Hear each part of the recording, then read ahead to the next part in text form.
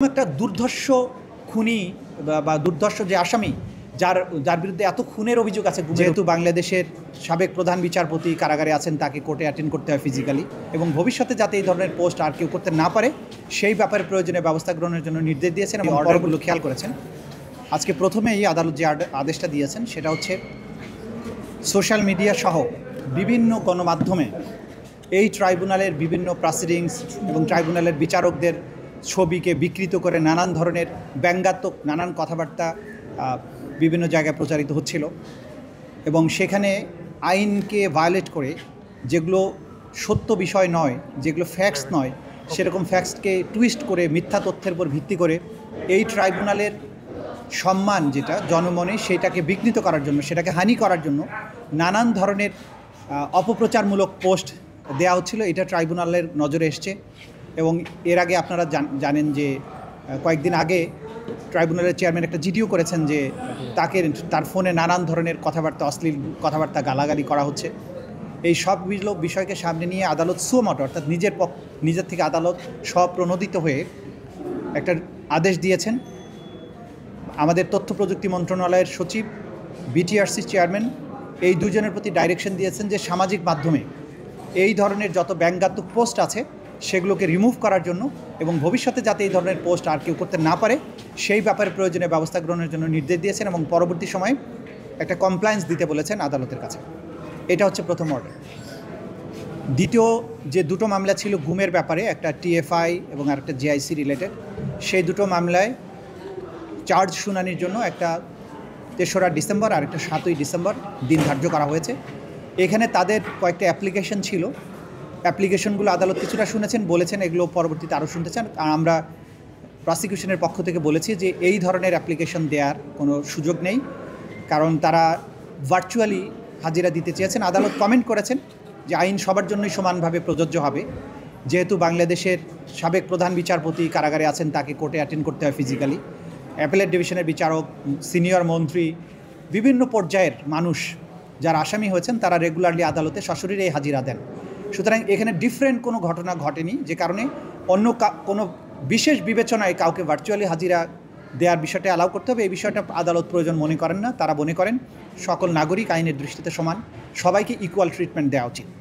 তারপরেও যেহেতু ডিফেন্স পক্ষ বলেছেন তারা এই অ্যাপ্লিকেশনগুলো পরবর্তীতে আবার শুনানি করতে চান, আদালত বলেছেন হ্যাঁ, সময় হলে উনি আবার শুনবেন। মোটা দাগে এই অ্যাপ্লিকেশনগুলোর উপরে আদালত তার কমেন্ট পাস করে এই ব্যাপারে কোনো আর আদেশ না দিয়ে পরবর্তী তারিখ নির্ধারণ করেছেন। সেই তারিখ দুটোতে আসামিদের সশরীরে হাজির থাকতে হবে, এবং সেই দিন অভিযোগ গঠনের উপরে শুনানি অনুষ্ঠিত হবে। আচ্ছা, ওই দুটো মামলায় অনেক আসামি পলাতক আছেন, বিশেষ করে সাবেক প্রধানমন্ত্রী সাজাপ্রাপ্ত শেখ হাসিনা, সাবেক স্বরাষ্ট্রমন্ত্রী সাজাপ্রাপ্ত আসাদুজ্জামান খান কামাল, তারাও এই মামলার আসামি গুমের ব্যাপারে। তাদের ব্যাপারে স্টেট ডিফেন্স লয়ার নিয়োগ দেওয়া হয়েছে, এবং ওনাদের বাইরেও অনেক আসামি যে কয়েকজন আছেন তাদের মধ্যে অনেকেই পলাতক আছেন, তাদের ব্যাপারেও স্টেট ডিফেন্স লয়ার নিয়োগ দেওয়া হয়েছে। স্পেশালি শেখ হাসিনাকে ডিফেন্ড করার জন্য একজন লয়ার, জেরাই খান পান্না, তাকে নিয়োগ দেওয়া হয়েছে। আর আসাদুজ্জামান খান কামালের জন্য একজন লয়ার এনগেজ করা হয়েছে, এবং বাকি যারা আছেন তাদের জন্য আলাদাভাবে স্টেট ডিফেন্স লয়ার নিয়োগ করা হয়েছে, এবং তারা আইন অনুযায়ী আদালতকে সেইভাবে স্টেট ডিফেন্স লয়ার হিসেবে সহযোগিতা করবেন। আপনি আজকে গুমের মামলায় জিয়াউল হাসানের কিছু প্রমাণের বিষয়ে তুলে ধরেছিলেন কোর্টে। ওনার বোন কিছু একটা অ্যাপ্লিকেশন করেছেন, উনি তাকে জেরার সময় থাকতে চান তদন্ত সংস্থায়। এটা নিয়ে আমি দেখলাম আপনি গুমের অনেকগুলো তথ্য তুলে ধরলেন এবং তার নিঃসন্দেহ বর্ণনা তুলে ধরেছেন, এবং এক পর্যায়ে উত্তপ্ত বাক্য বিনিময় হয়েছে। আমি আসলে পুরো বিষয়টা জানতে চাচ্ছি কেন এটা হলো। না, বিষয়টা হচ্ছে উত্তপ্ত বাক্য বিনিময়ের কিছু নেই। বিষয়টা হচ্ছে আদালতের প্রসিডিংস, এটা ওনারা অ্যাপ্লিকেশন দিয়েছেন, কিন্তু আমরা যেটা প্রশ্ন করেছি আদালতের কাছে, যে আদালতে আমরা যুক্তিতর্ক তুলে ধরেছি যে এই আদালতের কাছে যে কোনো আবেদন যদি করতে হয় তাহলে কোন আইন অনুযায়ী বা আইনের কোন বিধান অনুযায়ী, কোন ধারা অনুযায়ী আবেদন করা হচ্ছে সেটা উল্লেখ করতে হবে। তো উনি একটা ঢালাও অ্যাপ্লিকেশন করেছেন, কখনো বলছেন আমার ফোনের কল রেকর্ড মেসেজ এগুলো আমি পেতে চাই। তো ফোনের কল রেকর্ড মেসেজ উনি পেতে চান কেন, সেটার সাথে এই মামলার কী সম্পর্ক আছে? তার মামলায় এখন পর্যন্ত অভিযোগপত্র দাখিল হয়নি। তো ওনার মেসেজ এবং কল রেকর্ড যদি উনি পেতে চান ভিন্ন ফোরামে যাবেন। তো ওনার যে কোনো কিছু দরকার হলে ট্রাইব্যুনালের কাছে আসছেন, এটা আইনের বিধানের বাইরে, এটা আনহার্ড অফ। উনি একজনের কাছে একটা জিনিস পান বা একটা জিনিস চেয়েছেন, উনি দেয়নি, ট্রাইব্যুনালের কাছে আসবেন। ওইটা পাওয়ার জন্য যেখানে যাওয়ার কথা আইনসম্মত উপায়, যে অথরিটির কাছে যাবার কথা সেখানে তিনি যাবেন। সেই জাতীয় ফ্যালাসাস অ্যাপ্লিকেশন ফাইল করেছেন, সেগুলোর আমরা বলেছি যে এই ধরনের অ্যাপ্লিকেশন এন্টারটেইন করার সুযোগ নেই। আরেকটা অ্যাপ্লিকেশন করেছেন যে ইন্টারোগেশনের সময় তারা আইনজীবী তারা উপস্থিত থাকবেন ওই রুমে। আমাদের আইনে এই ইন্টারন্যাশনাল ক্রাইমস ট্রাইব্যুনাল অ্যাক্টের কোথাও ইন্টারোগেশনের সময় তদন্তকারী কর্মকর্তার সামনে আইনজীবীকে বসে থাকার কোনো বিধান আইনে নাই। কিন্তু এই আদালত ন্যায় বিশেষ করে স্বচ্ছতার স্বার্থে একজন আইনজীবীকে আসামিকে যখন জিজ্ঞাসাবাদ করা হয় তার পাশে মিনস পার্শ্ববর্তী কোনো রুমে উপস্থিত থাকার জন্য পারমিশন দিয়ে থাকেন। এবং 2010 সালে যখন ট্রাইব্যুনাল প্রতিষ্ঠিত হয় সেই সময় থেকে এই নিয়মটা মানা হচ্ছে যে যখনই কোনো আসামিকে জিজ্ঞাসাবাদ করা হয় তদন্ত সংস্থায়, তার একজন আইনজীবী যদি ইচ্ছা করেন তাহলে তিনি উপস্থিত থাকবেন পাশের রুমে, এবং ইন্টারভালের সময় বা যখন দরকার হবে তখন উনি গিয়ে তার সাথে দেখা করতে পারবেন, তার কোনো সমস্যা আছে কিনা জিজ্ঞাসা করতে পারবেন।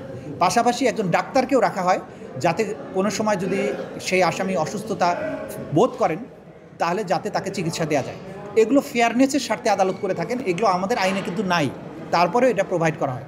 কিন্তু উনি বলতে চাচ্ছেন যে জিজ্ঞাসাবাদের সময় আসামির পাশে উনি বসে থাকবেন, এইটা বাস্তবসম্মত নয়। এবং যেহেতু তিনি আসামির আইনজীবী হলেও তিনি তার সম্পর্কে বোন, এবং সেখানে তাকে এই জিজ্ঞাসাবাদে যে মূল উদ্দেশ্য তার কাছ থেকে তথ্য উদ্ঘাটন করা, সেটার ক্ষেত্রে কিন্তু বিঘ্ন সৃষ্টি হবে। সেই জন্য তদন্ত সংস্থা বলেছেন যে তারা তাকে পার্শ্ববর্তী রুমে রাখতে পারবেন, কিন্তু তার জিজ্ঞাসাবাদের সময় তার সামনে বা মুখোমুখি রাখতে পারবেন। এবং আরও কিছু বিষয় তিনি উত্থাপন করেছেন যে জিজ্ঞাসাবাদ করার জন্য কে উপস্থিত থাকবে কে থাকবে না।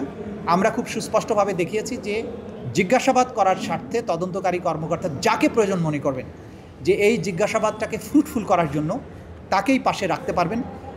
অনেক সময় আপনারা জানেন যে আসামিদের কাছ থেকে তথ্য উদ্ঘাটনের জন্য ভিকটিমদেরকে তার মুখোমুখি করা হয়, যে এতক্ষণ যে অস্বীকার করছিল যখন ভিকটিমের মুখোমুখি হয় তখন কিন্তু আসামি সত্য বলতে বাধ্য হয়। এইরকম প্রক্রিয়া তদন্ত সংস্থা ফলো করছেন, কিন্তু সেই প্রক্রিয়ার মধ্যে তিনি না গিয়ে সিন ক্রিয়েট করার চেষ্টা করেন, সবসময় তদন্তের কাজগুলোকে বিঘ্নিত করার চেষ্টা করেন, কোর্টের মধ্যে সে আননেসেসারি অ্যাপ্লিকেশন দিয়ে কোর্টের সময় নষ্ট করার চেষ্টা করেন। এই বিষয়গুলো আমরা আদালতে তুলে ধরেছি, যেগুলো আইনসম্মত নয়, এগুলো বিচার প্রক্রিয়াকে বাধাগ্রস্ত করার শামিল। এবং আমরা বিশেষভাবে বলেছি যে স্পেসিফিক্যালি এই যে আসামি জিয়াউল হাসান, তার বিরুদ্ধে সোফার যে সমস্ত এভিডেন্স এসছে তদন্ত সংস্থার মাধ্যমে, আমরা যেটা জানি যে তিনি শত শত মানুষকে গুম করে হত্যা করেছেন, তাদেরকে পেট কেটে নদী নালায় খালে বিলে তাদের লাশকে ফেলে দিয়েছেন। এই জাতীয় অসম্ভব শক্তিশালী এভিডেন্স আমাদের কাছে আছে।